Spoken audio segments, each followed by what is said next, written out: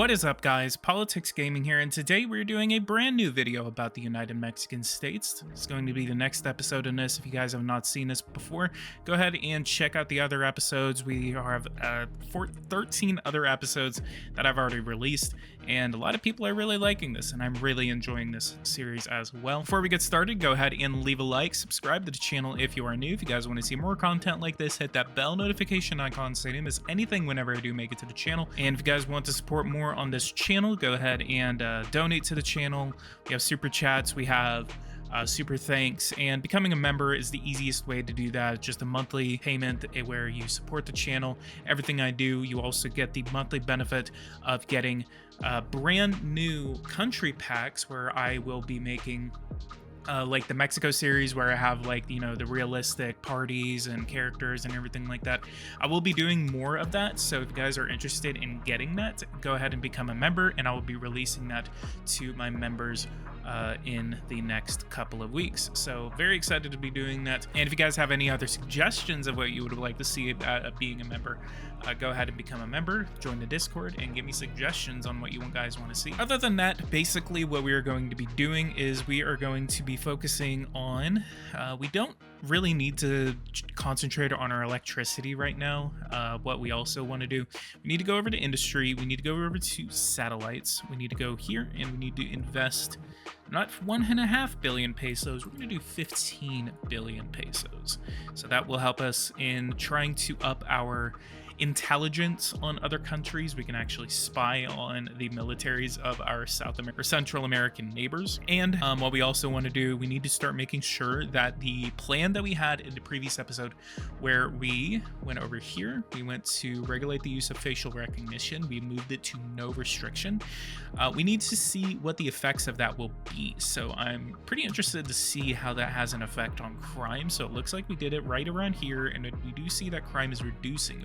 If we can actually get it down, we need to try to see how we can make it better. So what I think we can do is that we're going to go over here to police, we're going to go to surveillance cameras, and we're going to aim for at least 350,000. So I think what we can do, we're going to do 270,000. We're going to see what that does to the people, how people react to it, how the parties react to it, and then let's see what the reaction to this is. Protests, yes. So the anti-racism, who do we have protesting? We have the Satanists, we have the alien people, and we have the Anti-Racism League. So that will definitely have an effect on popularity and crime, and as well as protests. So hopefully we need to do it like incrementally. So I think we're going to increase it by about 5,000 each time. Let's, while we're waiting for that, let's go over the immigration. Immigration seems to be having a little bit of a fun time. We want to see, go over here. 73% of illegal immigration is being stopped, and mostly people are now being deported. Not really mostly, but 13% of people, compared to 0.6% at the beginning of the game. But emigrations have actually reduced themselves from 2.65 million people leaving the country in 2022 to 1.02 million people in 2026.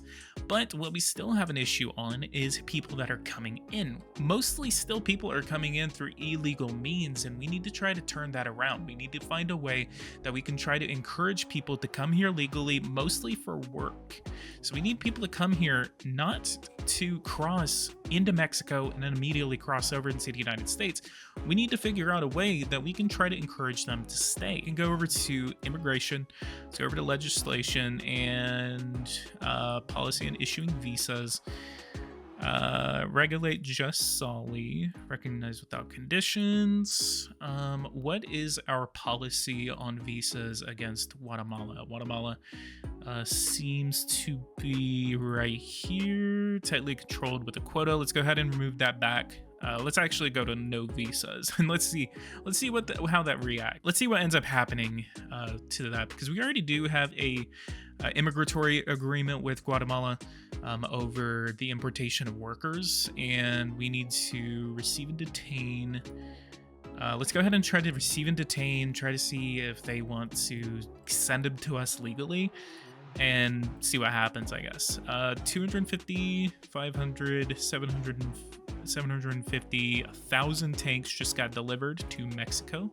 So we have pretty good news coming in right now. 1,000 tanks are now in our hands. Let's go over to Army, see what our tanks are at right now. 1,200 rank 3 tanks are now in Mexican hands, and 898 are in rank 1. Is the war in Ukraine is still occurring, so it looks like it came to a white peace. I think we talked about that in a previous episode. So we don't have anyone that we can send the old tanks to. That's really what I wanted to do. So if another war starts up, we can basically pick a side, unless we don't want to, you know, unless Venezuela decides to invade Guyana, and then we could, you know, try to say that Guyana deserves those tanks. Let's actually start to increase relations with Guyana, as they're going through a lot right now. Let's do 3 billion pesos to Guyana in aid. Labor issues in certain sectors. We cannot encourage the immigration of our workers. We do not consider ourselves a country of transit for illegal immigration. So it looks like our relations with Guyana just improved. So let's go over here, 6 and 4. With the United States, we're going to go ahead and play this. Let's go ahead and invite the United States over for a meeting. We're going to do this on the 25th.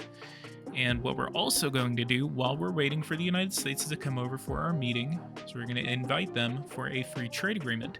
Free trade agreement, let's actually go for a economic and political pact. This will be a political agreement between our two countries, as there is a lot of issues between our economies, and we need to make sure that we are on the same page whenever it comes to environmental policy, and in terms of copyright protection, everything like that. So we are going to sign a political agreement and economic agreement with the United States, and we're going to see how that responds. The United States accepts our meeting, so we offer him a coffee, champagne, love your country, renegotiate a military alliance. We're going to say sales contract. We want to sell him. We want to sell the United States automobiles. We already probably have some production going over there. Biotechnology, beef, cereals, chemicals. Can we give him some chemicals? No. Consumer automobiles, computer hardware industry. No, I hate it whenever it's like $100, because it's kind of like you always end up kind of losing money on those kinds of trades. Electronic components, we have a pretty sufficient amount, but they already have a sufficient amount as well. Household appliances, we need to be doing better here. Missiles, mortar rounds, production, we have a pretty good production actually. Paper. No.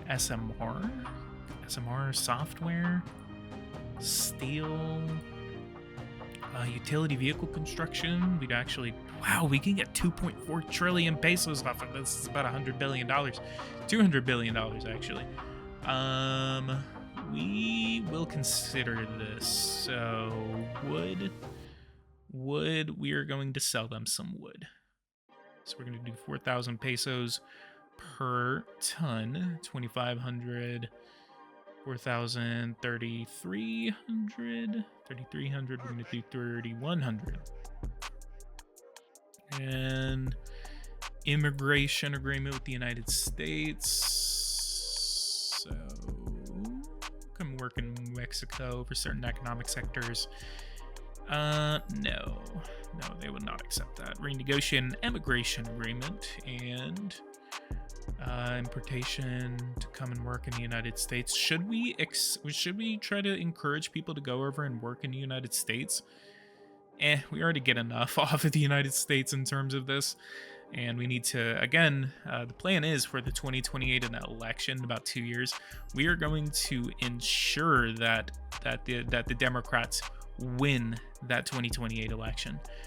Your wage level in your country is too low in Mexico. That is unfortunate. So let's go ahead and go to work. Let's go over to legislation and 2906. So it said that our wage level was too low for that free trade agreement, unfortunately. So we go over here and we look. Our free trade agreement says that we need about 300 pesos, or our free trade agreements in the economic and political agreement, the minimum that you need for your wage level is going to be 300 euros, which translates to about 5,623.25 Mexican pesos at the recording of this video at current market value. Now, the game does tell you that if I actually go over here, we can actually see what the euro is based at. I think it was around, yeah, it was finance. No, currency, it's currency. Exchange rate here. So I believe, so basically we just need to get it to about 5,500 pesos and then we'll be able to sign that. So in the meantime, we're going to go ahead and sign the global economic treaty with the United States. So this difference between this is that there's no environmental controls and the tariffs are still there. So in the other one, tariffs are eliminated, but about a 20% tariff, you know, that will actually help us out. So we're going to go ahead and sign that with the United States, and maybe we can actually sign a free trade agreement. We're going to consider one with Ecuador, and we can consider one.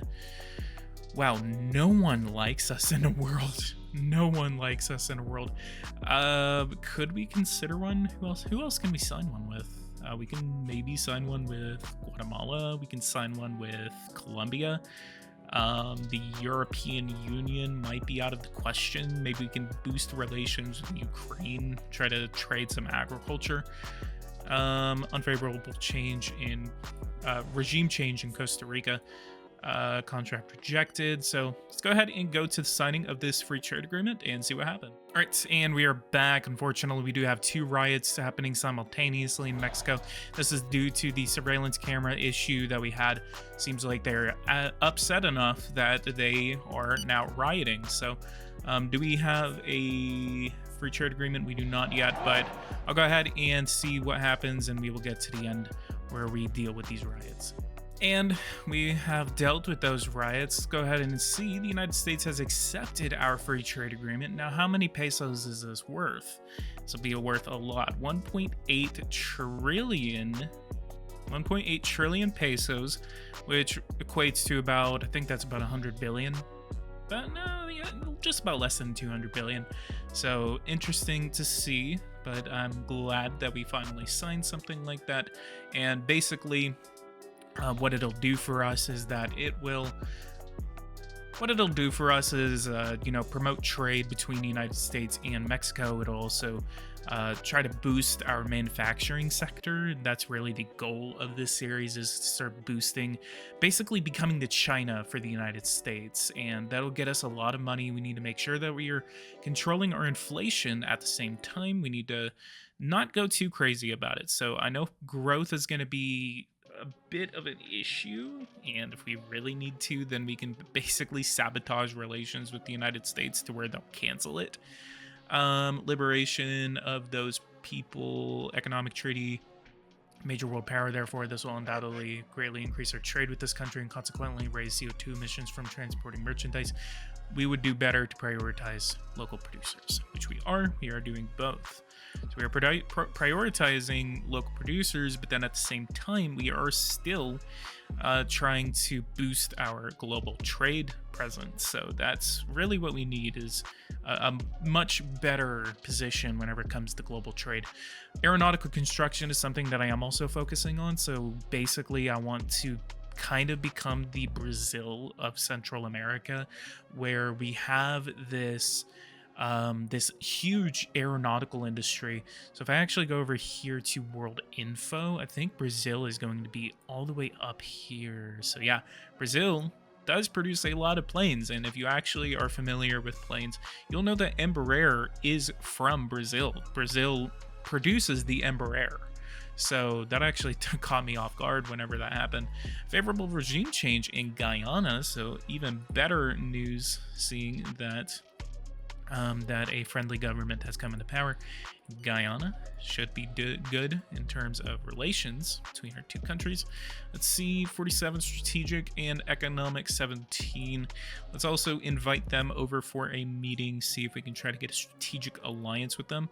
I wouldn't say a strategic alliance, but we want a some sort of way that we can try to say, hey, you know, if Venezuela tries anything, maybe we can give you a little bit of assistance. We are trying, I think that's actually what we could do. We're going to be not only just a regional power for Central America, we're going to be a regional power for the northern part of South America. So that way we can kind of try to have some sort of dual alliance with Brazil. That's actually we're going to go ahead and do that. We're going to try to start meeting with our Southern American allies, partners at least, try to see if we can get some trade going, maybe even a free trade agreement with Brazil. Let's go ahead and see strategic 13, -1 economic. Let's go ahead and get a student exchange agreement between our two countries going. So initiate a year of culture, bilateral agreement with Brazil in terms of student exchanges accepted between our two countries. And I think we could also do a year of culture. I think that is in tune for our policy. Let's go over to diplomacy and do a year of culture with Brazil. Only happiness with Brazil. They say that we have a very extensive culture, and that we have a lot to choose from whenever we're doing this. So strategic 48 and economic 14. We do have a meeting coming up with them, so we're going to go ahead and try to see what we can do in terms of a military pact. I think we can do a support agreement. Confidential information: sold 2 nuclear missiles to Suriname. The United States is apparently funding nuclear missiles to Suriname. Nuclear Suriname is not something I expected on my bingo card. End of contract number 123. Will expire soon. If you want to renew, you'd be urged to create a new proposal. Let's go over to economy. Let's go here and contract 123. That is our wood contract. Why did that expire after a month? Okay, I'll just suppress it. It's kind of like a weird bug that I've been noticing lately, where you like sign something and then it expires after a month and you have to renegotiate it. Offer coffee, champagne. I love your country. Propose a military alliance. Let's go ahead and do a support agreement between our two nations. Try to see if we can get this on third time. If it doesn't accept, I'll try for a non-aggression pact, and if not, then I will do it at another time. So let's go non-aggression pact. No. Can we try non-aggression pact one more time? No. Let's do it one third time. It's always the third time is the charm. Does not work on this one. Let's try to tell him to do something against global warming at the next COP conference. Try to increase his commitments, and hopefully they do make true on those promises. All right, and we are back. It's the 27th of May, and we have a message from the United States. They agreed to a potential partnership for the construction of train lines and a highway between our two countries. So we will be improving our infrastructure with the United States. Essentially, what we have right here is a new highway which is spanning from Monterrey to Chihuahua. And Chihuahua should be able to connect over to the western coast of Mexico. So hopefully we will be able to do that very soon. And we will also be connecting Torreon over to Durango to Mazatlan. So hopefully, very, very excited to see that we are expanding infrastructure heavily in Mexico. We are also going to be increasing our investments into high-speed rail. We do see that the high-speed rail train between Mexico, Puebla, and Querétaro is complete. So good to see. Let's actually see if the trains do run. Yes, they do. So we do see that the Querétaro to Leon train is still under construction. So hopefully that will be done soon. What I do want to see is a Cancun to Mexico City all the way up to Tijuana train line, so that'll be very interesting to see, and a testament to Mexican ingenuity and infrastructure. We used to be very insufficient whenever it came to infrastructure, and now we are going to be a very motorized nation in which we are able to transport goods all across the country with zero issues. And we are coming over to Secret Services and Citizen Awareness. We're going to do silver here for 0.10. This is going to be everything that comes with silver, bronze, cyber protection, mandatory cybersecurity audit for state services and administrations, mandatory degree course for all administration personnel, mandatory ISO-CEI 27031 certification for all vital infrastructures. This includes public safety, transportation, and suppliers of electricity, gas, and water. This will cost us 78.9 billion pesos at the beginning, or at least annually, and over the course of 5 years, including interest, it will cost us 395 billion pesos, and this will take about 3 months to achieve. Let's go ahead and get going with that, and let's go ahead and consider a cyber attack. Who could we hit with the cyber attack? We can actually almost overwhelm US defenses whenever it comes to a cyber attack. But I think who we can test it on first is going to be Venezuela. Venezuela is very defenseless whenever it comes to cybersecurity. Massive state-sponsored cyber attack consists in introducing viruses into the country's information systems at all levels of society and its infrastructures in order to saturate or disrupt and ultimately paralyze or not knock out those systems. Such attacks are condemned by the international community, but in reality, it is rare that anyone is able to verify the source of these attacks with any certainty. Let's go ahead and confirm the cyber attack against Venezuela and try to say that they are pressuring our Guyanese and Colombian allies against, something. I mean, they're being extremely aggressive toward Guyana. Over this small river right here, where they say that all of this territory west of this river is theirs. We want to say that they will not these claims will not go unanswered, and we want to ensure that they know that someone is defending them. Maybe they'll blame the United States, but it's actually not the United States, it's Mexico. And this will be a test, more so to try and kind of train our staff, our cybersecurity agents, on doing a true, real cyber attack. So hopefully we can get something done. Let's go ahead and go to here. The World Cup is on its way. This is actually going to be held in the United States and Mexico and Canada. This is a tri-nation bid for the World Cup. And I know for a fact, actually, the World Cup is going to be held in Arlington, Texas. So I think I'm going to be able to go see it. Maybe. I'm not really a big fan of soccer. I just pissed off like half of my audience. I'm not a big fan of football, but I was pretty interested in it around the last time that the World Cup was here. Cyber attack against Venezuela. Good. 300, 600 cannons have been delivered by our own industry. Let's go ahead and see what the damage is against Venezuela. 5.8 billion pesos has been affected against them. Let's go ahead. And so does June, and now we need to get to June 12th. Where the CAIU Summit will be taking place. For those who are new, the CAIU is the Central American Economic Union, which is basically the European Union of Central America, except it is led by Mexico. Fast food, 117 billion pesos in this year. Production is doing good. Let's go ahead and do 2.5 billion pesos for a subsidy here. And music industry, let's go ahead and exonerate the music industry. Road transportation, what about railway transport? Let's go ahead and exonerate the railway transport sector. Road transportation, this income tax. Let's go ahead and exonerate both of them. Services, what is our profits here? Wow, that accounts for 20%. 20% right there. Telecom operators, 55 billion pesos, including 195 billion pesos in sales.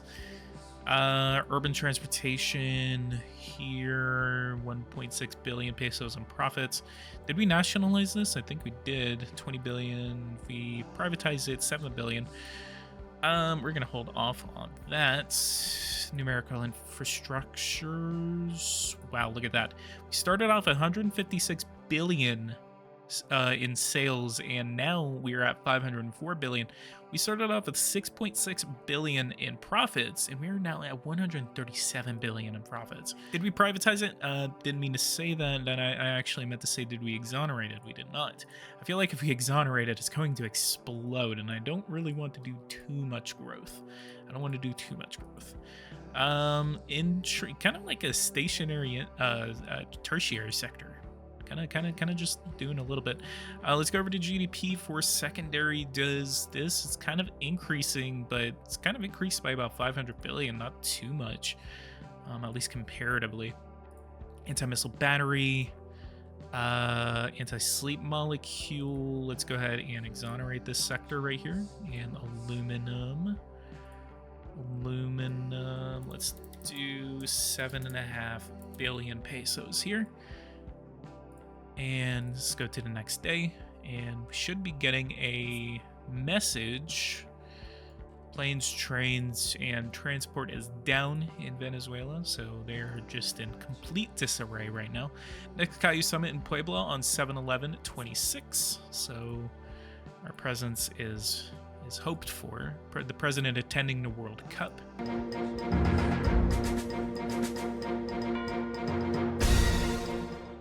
I'm here first as a passionate soccer fan and die-hard supporter of our national team. I wish them good luck and hope to be back here for the final to see our boys become, world champions. Oh god, I love how cringy the audio is. I also like how she said soccer. I love how she said soccer. That's just interesting that she said soccer. Come on. We all know what it is. El Salvador. We have the opportunity to give some funding over to a funny organization.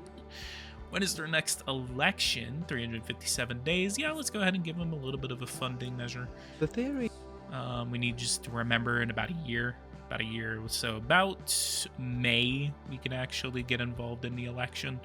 And once we do that, then we should be pretty good in terms of relations with all of our Central American allies. Cuba, let's see. CO2 emissions decreasing. Let's go ahead and check. I did not check this in the last episode.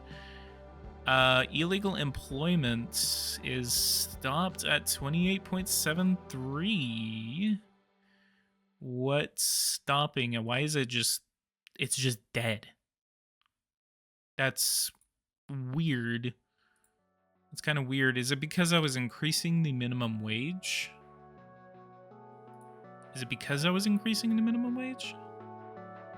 What if I cut the minimum wage? How would that be perceived? People wouldn't like it, obviously. So we're going to do a TV address for cutting the minimum wage, and we're going to see what the effects of this minimum wage cut will be. Yeah, we're going to lose a little bit, but there's no protests, no riots, so good. I want to see what the effect will be. So I'm going to go ahead and skip forward to whenever that law passes, and I'll see you guys on the other side. All right, and the law on the minimum salary has passed, so we have successfully reduced the minimum wage without getting thrown out of office. Let's go over to legislation, retirement age, 65. We're going to leave it. There. We don't really need to worry about it. What about the minimum pension? Could we consider increasing this at a certain point? Possibly. Exoneration for private retirement schemes. Private pensions. Get enough from the system of racial distribution. So, okay, yeah, that makes sense. 1.23 trillion pesos in the cash surplus. We're going to use that on a power plant. So we're going to go over here to nuclear fusion. We're going to do 4,500 people, 8 months on a nuclear fusion plant. And we're going to build this south of the city's name that I cannot pronounce. And we're going to go to debt. We're going to go to who we owe the most amount of interest to. And we are going to use this on ourselves. We're going to use that to pay down our own loan. And yeah, that'll help us out in terms of interest. We're going to start naming some of these power plants if we need to. Also, there is a wildfire in Riots, so let's go ahead and do a 2.5 billion peso emergency aid to the disaster area, and go to taxation. Let's go over here. Could we do a 15% wealth tax if we need to? Maybe. Company tax. Let's go ahead and decrease the company tax by 2 points. Mainly to see what the reaction is whenever it comes to the illegal employment. So I want to go over here, 7.3. There's no way that they cap it. There's no way that they say, yeah, I mean, you can't get rid of the whole thing, which, I mean, yeah, it makes sense, but 28% of my economy being illegal? Come on. I really hope that that's not it. I have proof that the United States secretly finances Russia's fighters for integrity terrorists which attack Russia. I mean, I'm not gonna tattle on them. I mean, come on. Georgia is fighting the Abkhazia Free Front. Maybe we can give them a couple. Yeah, let's go ahead and give them some weapons. A little bit of a conflict going here. I do like that Georgia actually does something about it. Kind of like whittle away at their kind of whittles away at them. About 100 tanks, 150 tanks of our older tanks to Georgia. See how they feel about that, and go ahead and go on from there. The 6th, don't really get anything from. We don't get anything from. No message from Georgia saying, "Hey, thanks for the weapons." Not yet. Who do we want to boost relations with? I think maybe Australia could be a good choice. What are our relations with Australia? -35 economic, 68 military. Maybe we can have a free trade agreement with them. I do want to boost relations with Japan, but that would probably involve trying to get damn, we missed their election. That would probably involve trying to get a friendly government in there, and I don't want to destabilize Japan politically to where they need to have a new election.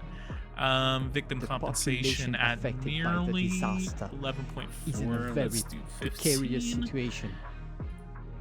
Crime falling but still high. Let's check our crime. Let's see what crime is doing right now. Wow, that actually worked. So the additional cameras along with the facial recognition technology is starting to have an effect on our crime rate. So that is really, really cool to see that taking a little bit of rights away does have an effect on but the intrusion of privacy does have an effect on crime. So I really like that this law is kind of like a necessary evil. And again, we're gonna go back to limited to sensitive and high traffic areas, which is neighborhoods, tourist spots, and stadiums. And maybe if it gets low enough, maybe we can go to just sensitive areas like nuclear security and airports. But I really do like that. What about punishments? Punishments, could we go to 4? I don't understand why it's so hard to increase that. Like that is so stupid. And I think this is the reason why crime is so high. If I can actually get that up, like, I mean, hell, I mean, I think we'd be able to get crime like to 0 by that point. Prohibition on the punishment of children, age of criminal responsibility. If we can get something like in the green, I think we'll be able to get the punishments up by a little bit. Because I don't want to have to ban guns to reduce crime. That's not going to be a goal of my administration. Subliminal messages has ended. Riots. Competition. And let's go to the 12th. We'll go ahead and see end of the CIA and drug trafficking conspiracy. Let's go to housing. Go ahead and do an investment here. And let's go ahead and boost the interest rate to 0.15% and get that done. Forest fire, all people have been compensated, 6.72% in growth rate. And let's see what growth is looking like in the Caillou. So if we go over here, Let's go to economy. Let's go to growth. Is growth doing good in the Caillou? 5.48, 5.01, 5.28, 4.6, 7.52, and 4.06. And the Dominican Republic is actually at 6.45. And if we go to economy, let's go to inflation. Inflation in Mexico is 5.48, so we need to start reducing that. But all across the Caillou, it is actually pretty low, except Costa Rica and Cuba at 4.5, 4.65 in Costa Rica, and nearly 6% in Cuba. So unfortunately, that's a thing. Education, we need to increase funding to education to get our literacy rate down. The fact that we have been in office for 3 years and this rate has come down only 0.15%, a 15th of a percent, that is disappointing. That is very disappointing to my administration. We need to be doing better in terms of education funding. So next episode will be a huge concentration on getting education to where it needs to be. We're going to make a massive investment here. We're going to be increasing taxes to try to pay for it, but we are going to be doing a huge education reform in the next episode. Today's episode is mainly kind of like just getting things going, you know, trying to make sure that everything's going the way it needs to, and also seeing the after effects on crime. So new interest rate is 0.13. The fact that it is stagnating around 0.13 is very disappointing. Please, we need to get inflation down, guys. We need to get that interest rate to 2%. We need a 2% interest rate. We don't need it at 0.13%. So because of the Caillou is finally over, this marks the end of the episode. Guys, go ahead and leave a like, subscribe to the channel if you are new. If you guys want to see more content like this, hit that bell notification icon so you don't miss anything whenever I do make it on the channel. If you guys are interested in supporting the channel, again, going to do memberships will help us out a lot on this channel. I really want to make more content for you guys. Also, what are you guys' thoughts on Grand Theft Auto 6? Grand Theft Auto 6 just dropped the trailer yesterday, and honestly, I think it looks so beautiful. I am very much going to be... I'm probably going to quit YouTube for a couple of days whenever that game comes out. I am so excited for it. The graphics, I was so thrown off whenever that trailer came out because I thought the trailer was just a different game engine, and the fact that what we see in that trailer is not a different game engine, but it is the game itself, that is beyond anything I have ever felt. And just, I am so excited for it. It looks exactly like Red Dead Redemption 2, except it's on crack graphics wise, and it's Grand Theft Auto. It's Red Dead Redemption graphics with Grand Theft Auto, and that is so exciting. The hair looks so amazing, the way the bodies look, the way the skin looks, the way the character models look. It's just so exciting to see. And I didn't want to get too excited, you know. I never was one of those people that was like, you know, waiting for Grand Theft Auto, you know, just religiously. But now that I see what is coming, I'm absolutely hyped for it. So tell me you guys' thoughts on Grand Theft Auto 6 down below, and I'll see you guys in the next episode whenever we talk about education. Thank you guys so much for watching this with me, and take care.